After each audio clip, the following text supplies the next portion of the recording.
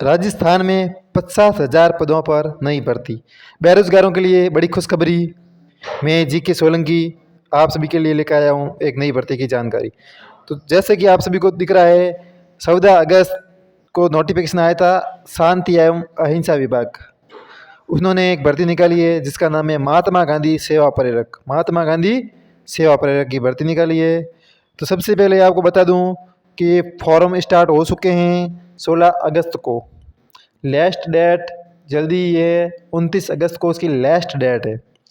Form किसको भरना है किसको नहीं भरना है, तो जो भी 12वीं पास है ना, 10+2 या उसके समकक्ष, मतलब मान्यता प्राप्त बोर्ड द्वारा जो भी 12वीं पास है सभी को फॉर्म भरना है। तो देखो 50,000 पदों की सेवा भर्ती। तो यहाँ पर देखो योग्यता लिखी हुई पहले, महात्मा गांधी सेवा प्रेरक को 6 हेतु न्यूनतम योग्यता है शैक्षणिक मान्यता प्राप्त बोर्ड द्वारा 10+2 रखी गई है।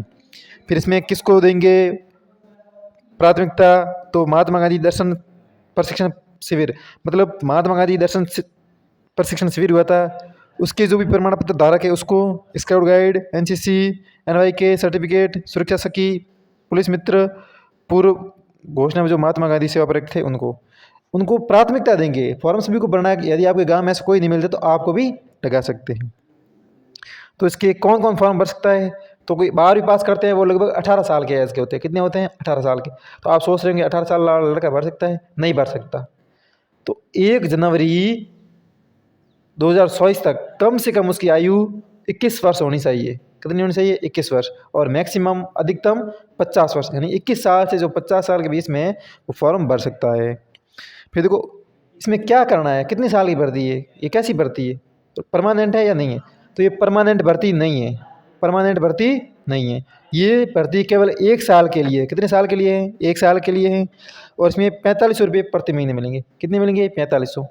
तो आप सोच रहे हैं कि 4500 में इतना कोई खास काम नहीं है, काम का लोड नहीं है। सेवा प्रेरक मतलब सेवा के बारे में जान के देना, जो भी रोज़ योजना वगैरह चल रही है वो अपने गांव में, अपने शहरी वार्ड में, राजस्व ग्राम में आपको सिर्फ जानकारी देनी है और कुछ बड़ा काम नहीं है।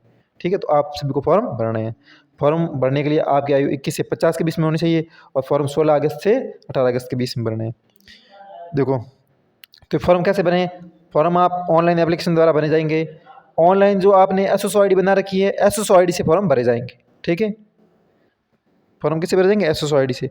और फॉर्म की फीस कुछ तो नहीं है, आपका वन टाइम रजिस्ट्रेशन किया हुआ होना चाहिए। वन टाइम रजिस्ट्रेशन किया हुआ होना चाहिए, नहीं किया हो तो कर लो, क्योंकि हर भर्ती के फॉर्म वन टाइम रजिस्ट्रेशन से भरे जा रहे हैं। एक बार पैसे लगेंगे 400 या 600 रुपये, उसके बाद में फ्री है। इसकी फ़ीस कोई नहीं है, फॉर्म फीस कुछ नहीं है। ठीक है, तो अभी आपकी जानकारी आ रही है। आप सोच रहे होंगे कि मैं 2 या 2-3 से जगह फॉर्म भर दूँ, वहाँ से जहाँ से कहीं नहीं लगेंगे तो हमें लगा देंगे, तो ये नहीं है। आप अपने शहरी वार्ड या राजस्व ग्राम में ही फॉर्म भर सकते हैं। ठीक है, आप एक से अधिक स्थानों से फॉर्म नहीं भर सकते हैं। ऐसे नहीं कि आपने एक बाड़मेर के गांव से भर दिया, एक जोधपुर के गांव से भर दिया, तो ऐसा नहीं हो सकता। आपका गांव से ही भरना है, एकाधिक स्थानों से, मतलब एक से ज़्यादा स्थानों से फॉर्म भरे हैं तो वो फॉर्म अस्वीकार होंगे। फिर देखो इसमें फॉर्म भर दिया आपने, तो कभी आपके मन में आता इसका कोई एग्ज़ाम होगा? बिल्कुल नहीं, इसका कोई लिखित एग्ज़ाम नहीं है। इसका डॉक्यूमेंट वेरिफिकेशन होगा उपखंड और जिला स्तर पर, और साक्षात्कार होंगे।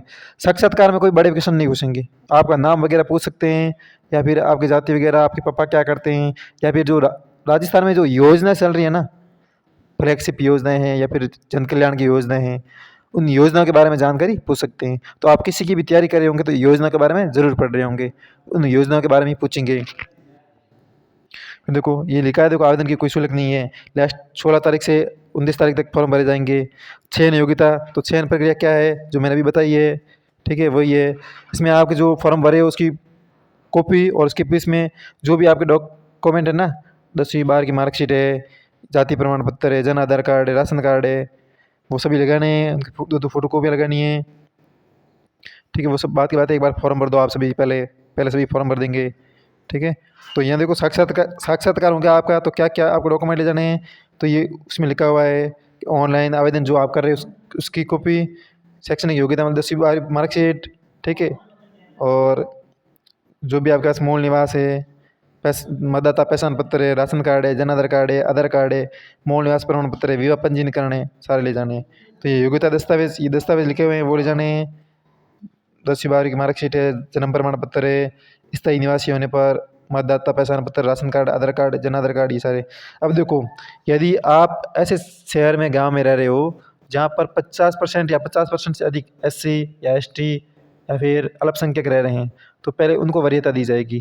ठीक है, उनकी वरीयता दी जाएगी। उनमें यदि कोई स्काउट गाइड है, एनसीसी है, सुरक्षा सखी है, वो है, तो उनको लेंगे। उसके बाद में आपकी नॉर्मल है, उनकी बारी आएगी। ठीक है, तो ये वरीयता किसको है, उसकी बात की हुई है। ठीक है भाई, ये लिखा हुआ है किसी गांव में 50% या उससे अधिक ये एससी एसटी और एपीएल है, एएलपी है, तो उनको लेंगे। उसके बाद में ये महात्मा गांधी दर्शन प्रशिक्षण के है, एनसीसी कैंडिडेट है, स्काउट गाइड है, सुरक्षा सखी है, पुलिस मित्र है, ठीक है, या महिला एसजी है वगैरह। ठीक है, विशेष नोट है कि इसमें पद बढ़ाए भी जा सकते हैं, घटाए भी जा सकते हैं।